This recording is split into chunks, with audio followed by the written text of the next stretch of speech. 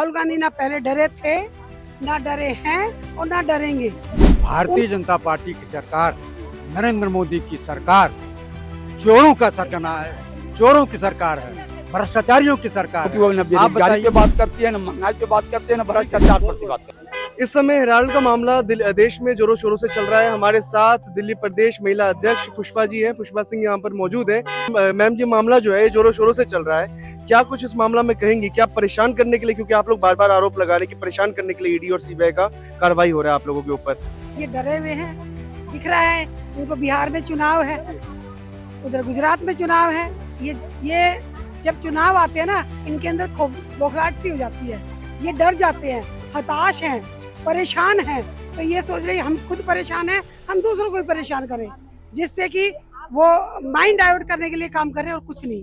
राहुल गांधी ना पहले डरे थे, ना डरे हैं और ना डरेंगे।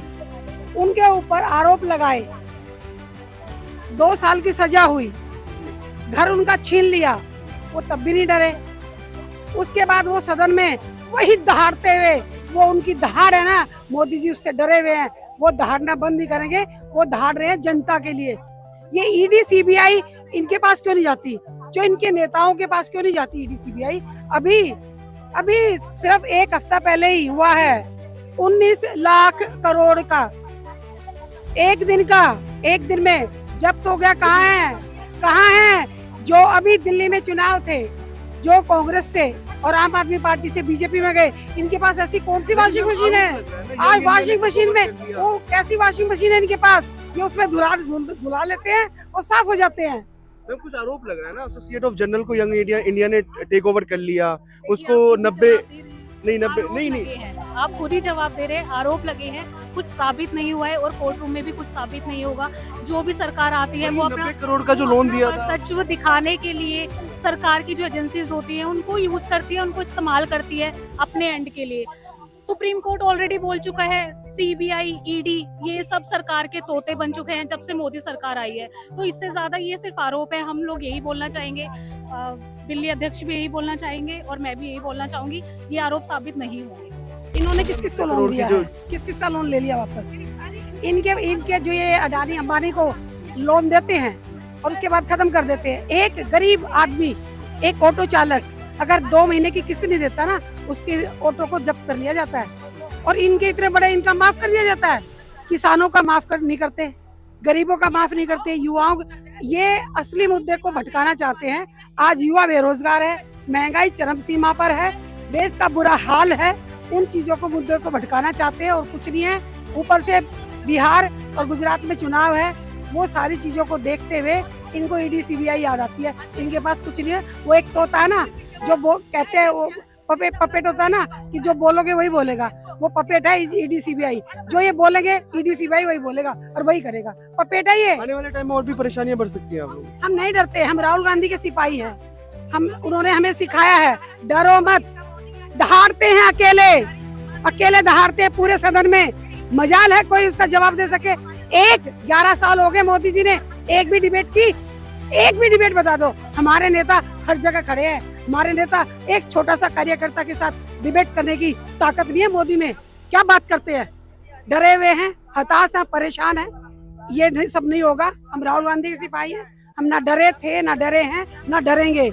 और जीत होगी सच्चाई की जीत। मैं आपके माध्यम से नरेंद्र मोदी से कहना चाहता हूं कि जो परिवार, आनंद भवन का नाम आप सुने हैं, इलाहाबाद में जहां से देश की आजादी की लड़ाई लड़ी है, हजारों करोड़ रुपए के आनंद भवन की जमीन को इंदिरा जी ने इस देश को डोनेट कर दिया, दान कर दिया। पंडित जवाहरलाल नेहरू त्रिमूर्ति भवन अपने पैसे से बनाया था, हजारों करोड़ रुपया इस देश के नाम समर्पित कर दिया। तो जो हजारों करोड़ रुपए की जमीन को इस देश के नाम समर्पित कर देता है, वो नेशनल हेराल्ड जो इन्हीं की जमीन है, जो देश की आजादी की लड़ाई लड़ी जाती थी, जिसको पंडित नेहरू ने कौमी आवाज, नवजीवन, नेशनल हेराल्ड अखबार जो अंग्रेजों के सरकार के खिलाफ लिखती थी, उसके लिए उन्होंने जमीन खरीदी थी। अपनी जमीन, हम जमीन तो यंग इंडिया ने ले लिया ना। यंग इंडिया, जब हम तनख्वाह लोगों, आप बताइए, आपको तनख्वाह नहीं मिलेगी तो इस चैनल को आप क्या करोगे? बंद करोगे। जब तनख्वाह 1 रुपया का भी लेन देन नहीं है। 2000 करोड़ की प्रॉपर्टी थी उस चैनल के पास। अरे हजारों करोड़ रुपया तो इन्होंने आनंद भवन, उसको त्रिमूर्ति का दान कर दिया। भारतीय जनता पार्टी की सरकार, नरेंद्र मोदी की सरकार चोरों का सरगना है, चोरों की सरकार है, भ्रष्टाचारियों की सरकार है। आप बताइए, अडानी के ऊपर अमेरिका ने भी आरोप लगा दिया, रंगून ने भी आरोप लगा दिया। अडानी और अंबानी की बात कर रहे हैं, लेकिन यहाँ पर बात हो रही है उस चीज की। एसोसिएट ऑफ जनरल के पास तो 2000 करोड़ की प्रॉपर्टी थी। अरे भैया, हजारों करोड़ रुपए की आनंद भवन का देश इन्होंने समर्पित कर दिया। आप बजाय 2014 से इनकी सरकार है, अब तक तो सिद्ध नहीं हो पाया। बार बार लगाते हैं, कोई सिद्ध नहीं हो पाया। आप बताइए, आसाम का मुख्यमंत्री हेमंत बिस्वा शर्मा, जिसको मोदी कहते हैं भ्रष्टाचारी है, हजारों करोड़ रुपया भ्रष्टाचार किया, आपके वॉशिंग मशीन में चला गया तो ईमानदार हो गया। आप बताइए, शरद पवार का भतीजा महाराष्ट्र में, वो उसको कहते थे कि चक्की पीसिंग पीस रहा है क्या? हजारों करोड़ रुपया जिसने चोरी किया हो, वो आपकी सरकार में अगर चला जाता है तो पाक साफ हो जाता है। राहुल गांधी चूंकि झुकते नहीं हैं, सादगी पसंद है। डर क्यों किया जा रहा है? आप ही बता दीजिए, कांग्रेस के कार्यकर्ता क्यों किया जा रहा है? इसीलिए किया जा रहा है कि इनके ऊपर ये बेईमान है। राहुल गांधी ईमानदार है, एक भी रुपए का आरोप आप साबित नहीं कर। बेईमान, सीबीआई भी बेईमान, सब बेईमान। अच्छा बताइए, आसाम का मुख्यमंत्री पे आपने ईडी ने कौन सी कार्रवाई की? सारे संवैधानिक पदों को हिटलर और मुसोलिनी की तरह, तो हमको धरना प्रदर्शन गांधीवादी तरीके से करते तो आपको क्या दिक्कत है? अभी हमारा यहाँ पर प्रोटेक्शन हो रहा था। यही कहते हैं, जब हमारे खिलाफ डॉक्टर मनमोहन सिंह थे तो रामलीला मैदान में मैंने खुलेआम आंदोलन करने दिया। इसको कहते हैं हिंदुस्तान की सरकार। दिक्कत है, अगर सीबीआई कार्रवाई कर रही है तो क्यों आप हस्तक्षेप कर रहे हैं? दिक्कत नहीं है, संविधान में सबका अधिकार है। तो मोदी जी सिर्फ राहुल सोनिया जी पे ही करेंगे या अपने नेताओं पे भी करेंगे? सब पे कर रहे हैं। नहीं, पीएम केयर फंड का आपने जांच कराया? राम मंदिर घोटाला, मैं भी ब्राह्मण, चतुर्वेदी, मेरा कास्ट है बीके चतुर्वेदी। यदि राम मंदिर का घोटाला का हुआ, उस पर उन्होंने कुछ बोला?